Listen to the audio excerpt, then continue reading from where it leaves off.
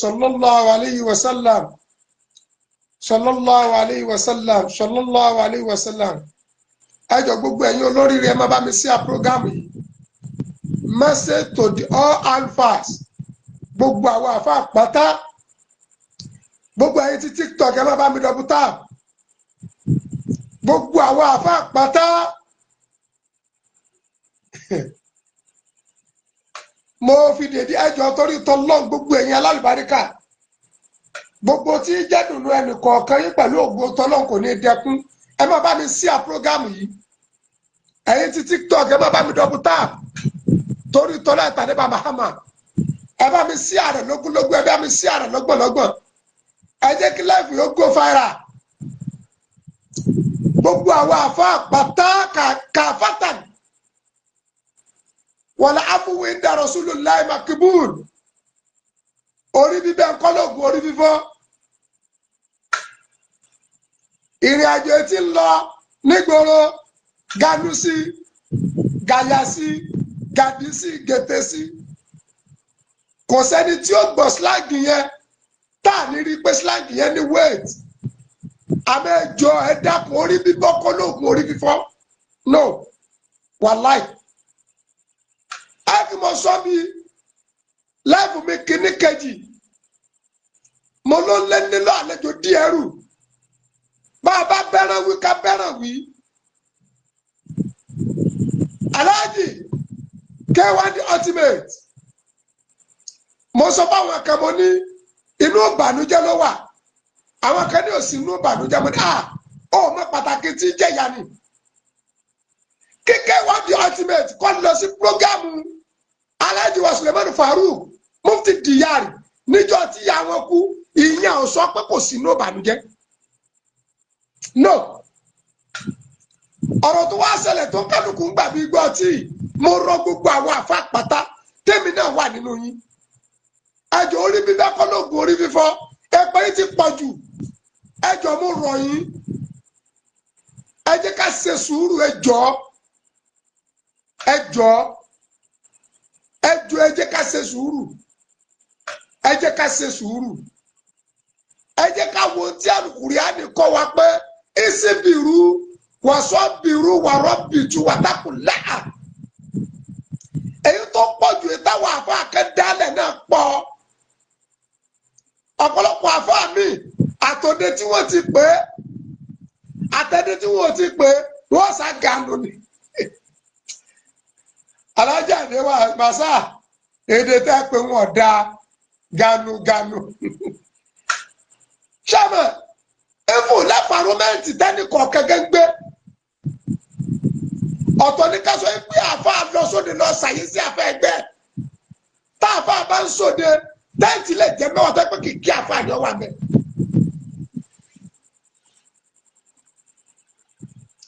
Kò sẹ́ni kankan tó máa gbọ́ slang yẹn tí ó pè slang tí Alhaji Abdulwasi olórí àwọn ọmọ ọba akílẹ̀ ti Jẹ̀bú wípé slang yẹn dáa but ọ̀rọ̀ yìí ìpele mẹ́ta ni.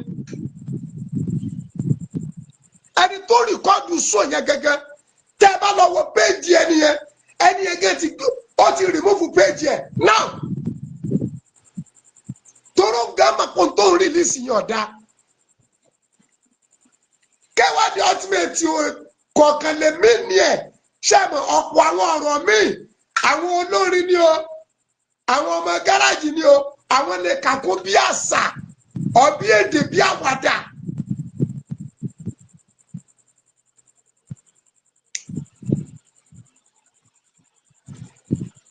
K1 lè kàkó bí àwàdà kò lè mí ni ẹ̀ bẹ́ẹ̀ wàláì.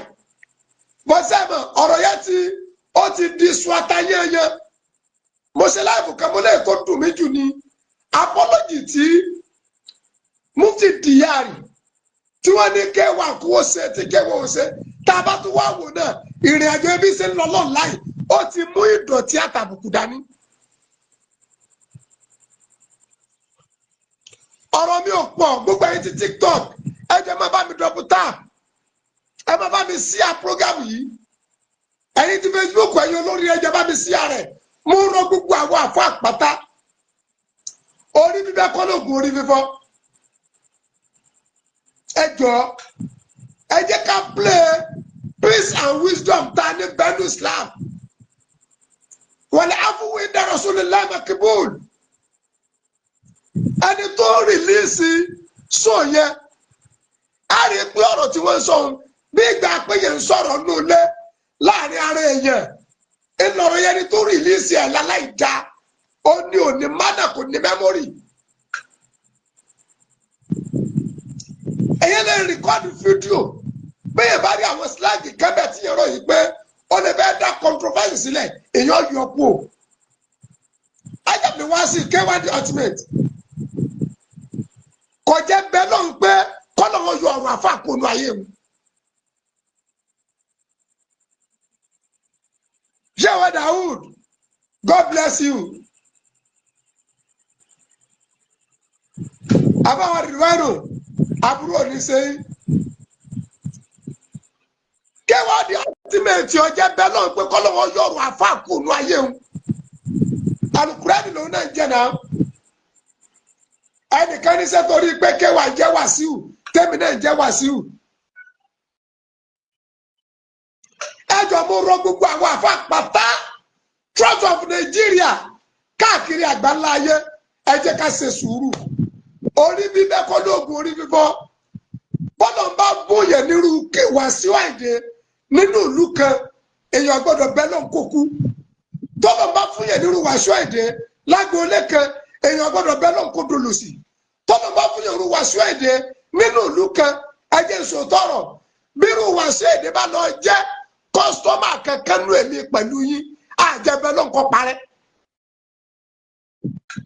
wàláì tàláì inú mi dùn pé ìrìn àjò tèmi wọ́n bá jẹ́ kí mùsùlùmí ló ṣe tí ọ̀dà máa yọ fún kọ̀sọ́bí àti ẹ̀dọ̀ta pẹ́pẹ́ kìrìsìtẹ́nì ni máa yọ fún kọ̀sọ́ ẹ̀dọ̀ta tó ń kọ̀tínú ni èyí tó ṣẹlẹ̀ Islam yẹn tóbi láti pé àwọn àfáàn ganu but condition tó ń kálukú gbàgbé ó ti pọ̀ jù èpè ti pọ̀ jù ẹ jọ̀ọ́ mo fi Al-Qur'ani bẹ̀ wá wal afu inda Rasulillah makbulu K1 The Ultimate ó wà ní ọ̀ṣọ́ Nàìjíríà ó wà ní ọ̀ṣọ́ ilẹ̀ Yorùbá àtàwọn bẹ́ẹ̀ bẹ́ẹ̀ káwá kọ́lọ́wọ́ tó fún wa nírú wọn kọ́ pọ̀ ní.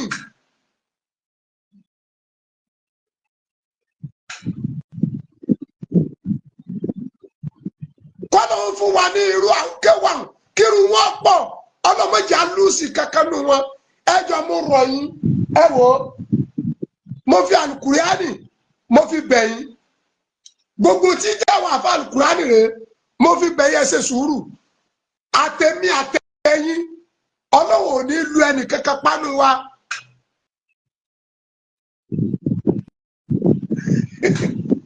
àmọ́ gbogbo àwọn àfáà náà ẹ jẹ́ akápọ̀ ojú kòkòrò wa ibi ọba ṣe sí ibẹ̀ ni ọ̀nẹ́ gògò sí tọ́ba jẹ́ pé ọ̀dọ́ kìrìsìtẹ́nì ìlórí àmàlà rẹ bá ti pẹ́tẹ́ ẹjọ́ lájọlájọṣepọ̀ tó o bá ganu síbẹ̀ kọ́sẹ́ tí ó pé o ṣe ganu ibi àǹfààní rẹ wà ló ti ganu àmọ́ gbogbo ibi táwa náà ní kọ́ńtáàtì sí ẹ má jẹ́ a máa ganu wàhálà wà o ẹjọ́ mo rọ gbogbo àwọn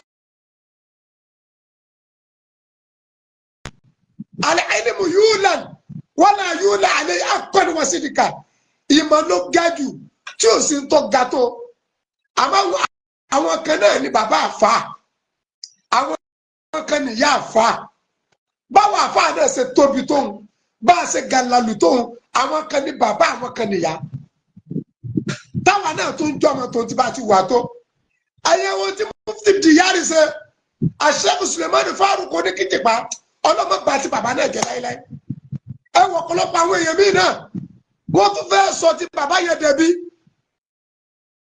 ẹ sì lè mọ ẹ̀spẹ́tì pé Mufti Diyari ọkàn wa kú níbẹ̀ yẹn no kí lápá wa fi jẹ́ àfa tá a bá fọ̀ tó bọ́ ọmọ wí a kò sì fa mọ́ra ayì bínú bí nǹkan bá bàjẹ́ tó kọ́ bàjẹ́ wàláì ẹni tó bá ṣe tó dùn yẹn yóò ṣe tí ó dùn mọ́ yẹn, ẹni bá ṣe tó dùn mọ́ yẹn yóò ṣe tí ó dùn yẹn, yóò máa wọnú ara wọn ni. Mo rọ gbogbo àwọn àfáà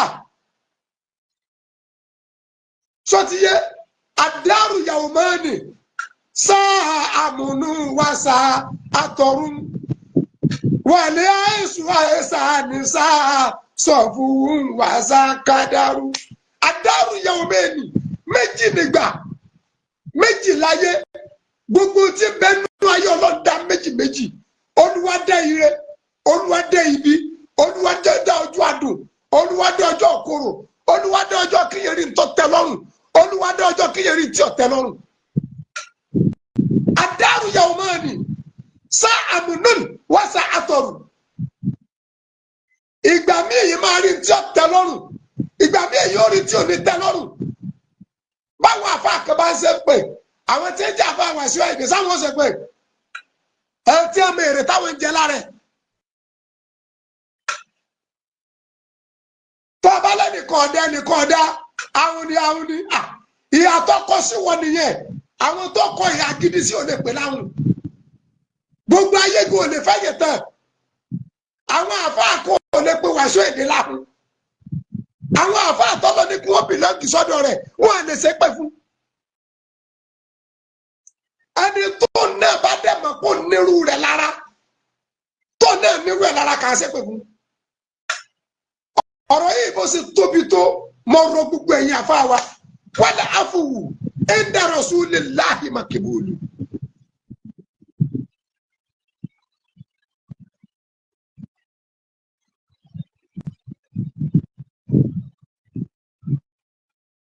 Wala afuwu inda rasulillahi makibulu. Ara wọn tí ẹ dẹ́ kí Mufti Diyari kó bínú kú o bẹ́ àfa àgbà kí là wà pè yẹn. Ẹni tí ìyẹn kú tọ́dẹ̀ bó ṣe tó bí ọ̀rọ̀ ìyá ṣe tó lára ọ̀dẹ̀ lọ bí prógámù wọn. Irú kí làwọn afẹ́ bá pàdé bẹ̀ tí ó pa wọn kú bẹ̀. Àfa àgbà tá a fẹ́ wò kọ́ ṣe bó ṣe tọ́ bó ṣe yẹ ní Mufti Diyari ṣe yẹn. Ọlọ́run ní dá làákà yín rú. Gbogbo àwọn àfa tó kù náà jọ mo rọ̀ wá, mo fi Al-Qur'ani bẹ̀ wá, mo fi ẹnsẹ́lá Muhammad sallallahu alayhi wa sallam mo fi bẹ̀ wá, mo fi Mẹ́kà àti Mẹ́dínà bẹ̀ wá. Ẹ jẹ́ àwọ̀ rẹ̀ kọ́ rẹ̀ ẹ méjì àwọ̀ tàkọ́tà. Ẹ jọ ṣàbẹ̀ pé gbajúgbajà kan bẹnu àwọn olórin tó jẹ́ pé ògbóǹtarìgì mùsùlùmí ni kódà aláàjì ni ọkùnrin rẹ̀ yẹ Mẹ́kà, gbogbo àwọn ọmọ ẹni ẹgbẹ́ lọ Mẹ́kà tán ó ti di kìrìsìtẹ́nì. Ọ̀rọ̀ ń bọ̀ ń bẹ̀ yẹn ni ọ̀rọ̀ ọjọ́ mi nìyẹn. Ọ̀dẹ̀ tí olórin agbọ́ olórin tọ́lọ́ dẹ̀ kẹ́ nídìí sí orin kí lamọ̀tọ̀ kọ́ sí ẹ̀, kí lamọ̀tọ̀ kọ́ sí ẹ̀. Sọ́ni gbàtàlá jẹ́ àdéhùn àti òmàṣà kéwàdí àti méjì máa dání ọ̀dà òfin ìsìlámù lẹ̀ fún wa. Ẹ wà ti ṣe sí ẹjọ́ mo rọ̀ wá. Èmi wá láti wá rọ gbogbo àwọn àfa gbogbo yẹn tí bínú pátá ẹ jèbùrẹ́ ẹ dákun torí ìtọ́ lọ́hùn. Nobody about mistake. Mọ̀dẹ̀fẹ̀ kẹ́ ẹ mọ̀ pé kì í ṣe pé Alhaji Wasiu Ayinde kẹ́wọ́n di ultimate mú máìkì dání báyìí lọ́wọ́ sọ pé wọ́n ganu ọ̀rọ̀ ọ̀nù lẹ́ni. Kí ni problem wa kẹ́tọ́ jẹ́ pé kò sí tá a fẹ́ lè post tẹ́ dórí tiẹ̀ náà tẹ́ dórí tèmi gẹ́gẹ́. Nígbà tí yẹn wà nù létí ń sọ̀rọ̀ ẹ̀dẹ̀ ń rìkọ́dù ẹ̀ ẹ̀dẹ̀ post ẹ̀mí délẹ̀. Ẹni tó post ẹ̀ sí kọ̀mọ̀pọ̀ yẹ kó náà kọ́kọ́ gbọ́. Bẹ́ẹ̀ bá fẹ́ fìyẹn lóòdù kò ní ìdí kẹsẹ̀ fasọyàmọ́tọ̀ lọ́rùn kẹ́ tó lóòdù náà. Tẹ́ bá fẹ́ fìyẹn cash out kò ní ìdí kẹsẹ̀ bá ló kọjá. Ẹni tó rìlíìsì fídíò yẹn ni mo sọ. Ẹ tó rìlíìsì fídíò yẹn ìkànnì ẹ. Ọ̀dàlẹ̀ forí pamọ́, ọ̀dàlẹ̀ kọ́lé, ọ̀dàlẹ̀ kórí bomi, ọ̀dàlẹ̀ sápamọ́, ọ̀dàlẹ̀ sákòlẹ̀.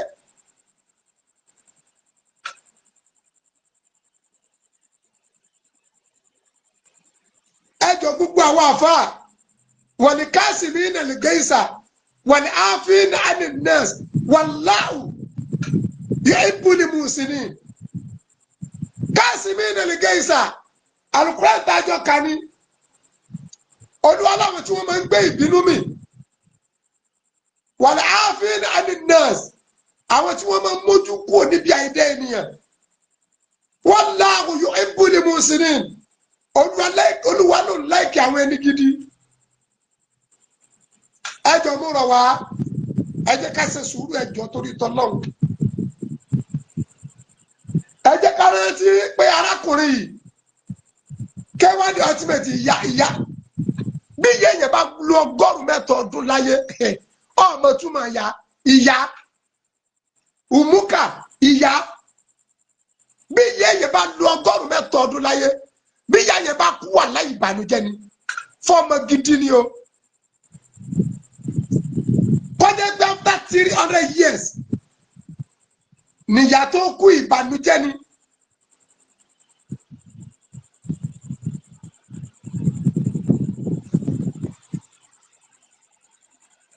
Kọjá after 3 years níyà yẹn tó kú ìbànújẹ́ gidi ni fọ́ọ̀mù gidi. Kí la fẹ́ fi jọyẹ ẹni ta la fẹ́ ìwé yẹ ẹni. Ó yẹ kẹ́mi pé bó ti wù ú rí Alhaji K1 The Ultimate ṣé kò wá ní fílíìsì yẹ ẹni. Ìyá tí yóò fi bold ìyá tó máa bá yọ fọ́tò papọ̀ ìyá tí ó lọ tí ó bọ̀ tí ó darí ọdún ẹ̀ kò lè rọ́dún ẹ̀ ìyá kẹ̀kẹ́ darí sí mọ́ tó lè dàbí ìyá ẹ̀. Ẹ jọ̀ọ́ mo rọ̀ wá mo wá ní dèdí àkókò láti wá rọ̀ gbogbo àwọn àfa ẹ jọ̀ọ́ ẹ ṣe sùúrù. والكاسمين الغيظ والعافين عن الناس والله يحب المحسنين. Ẹ jọ̀ọ́ torí àtọmọdé àtàgbà wa òtẹ́lẹ̀ àtẹlẹjọ àgbà pé slag yìí ò dáa Ganusi slag yìí ò dáa bọ̀tí ẹ jẹ́ ká lọ ronú pé Alhaji Wasiu Ugo lè mí ní ẹ̀tọ́ báwa sí àdú ẹ̀yẹ tó bá jẹ́ kó mí ní ẹ̀ bẹ́ẹ̀ ni báwọn àbáṣe dé program ẹ̀ yóò lé wọn ní wàláhì yóò lé wọn ní. Tí ọba rẹ tí wọn kò ní ṣètò ìjókòó lẹ̀ fún wọn kò ní ṣètò àyè lẹ̀ fún wọn. Àwọn tí ẹ dẹ̀ jí olólùfẹ́ rẹ ti retí mara wọn òun náà mọ̀ wọn.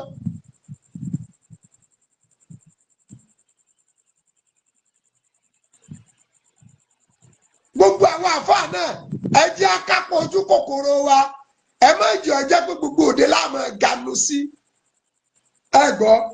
Ẹja máa ká ẹnu kò bá a fa akẹgbẹ́ rẹ̀ dẹ̀ ṣe náwó ó wà lọ ọbẹ̀ torí ó ti mọ̀ pé ó lọ náwó ni ó ti mọ̀ pé ó lọ náwó ni Ọlọ́run ní dá wa láàmú. Ẹ jọ̀ọ́ mo rọ̀ gbogbo àwọn àfa àpàtà látòkèdókè ẹ jọ̀ọ́ ẹ jèbùrẹ́ o ẹ jẹ́ á ṣe sùúrù Ọlọ́run ní báyẹ̀ ní kẹ́kẹ́ jẹ́. Èyí kò sẹ́ni náà tó lè bi irú Wasiu Ayinde tí ó ronú kó dolo sí o. Èyí ò lè nírú ẹ̀ lọ́rẹ̀ẹ́ kó ronú kí tí ọba jẹ́ àfikẹ́ ẹ̀yẹ́ o. Ganusi wàláì èyí ò lè ní irú Wasiu Ayinde lẹ́bí kéèyàn ronú kó sẹ́kù o.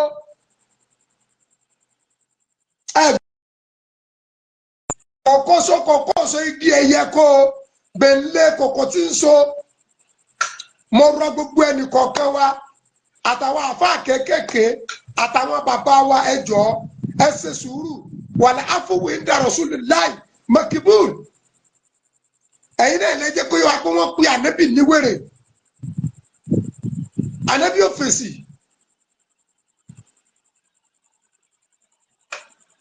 Dèdè bí ó kálukú fèsì bí ó ti dá èpè yìí ti pọ̀jù ẹja lọ dé èpè ikú sọkọjá Ganusi ni gbogbo ẹ̀yin àfáà náà tẹ̀sí máa ń ganú kiri àtòdè tí ọkàn yín òde tẹ́ ẹ̀ nira ní kankan tẹ́ ẹ mọ̀ ẹ ti wá kọ́kọ́ jí débẹ̀ òdi àfẹ́ ẹgbẹ́ yín ẹ̀ ní lọ òdi